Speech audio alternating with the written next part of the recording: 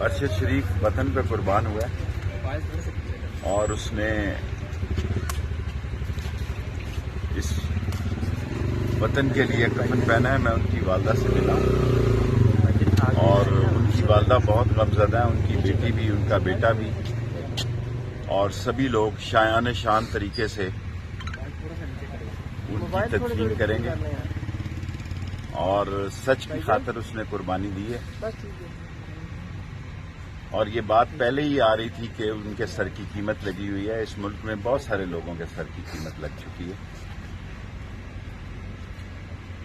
اور ان کو گولی لگی ہے. اب کینیا پولیس نے بھی یہ کہہ دیا، اور جان بوجھ کر جو انفلوئنس ایجنٹ ہیں وہ یہ تاثر دے رہے ہیں کہ کوئی حادثہ یہ خبر نہ دی جائے.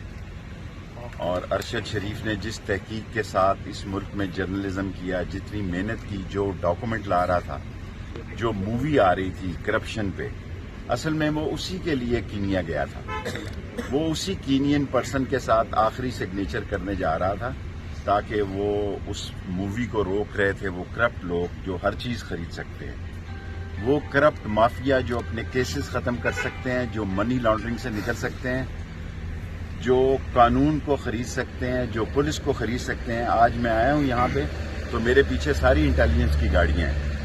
آپ دیکھیں کس قدر ظلم. ساری دنیا کو میں کہنا چاہتا ہوں کہ میں لال حویلی سے نکلا ہوں، اسلام آباد میں داخل ہوا ہوں.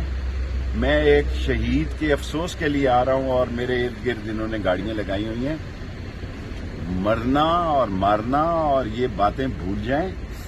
اللہ بہت بڑا ہے، ان کی شکست قریب ہے. یہ شکست کھائیں گے اور یہ منہ کے بل گریں گے، اور یہ جو پلانٹڈ لوگ لائے گئے ہیں جنہوں نے یہ پلان کیا وہ بھی رسوا ہوں گے.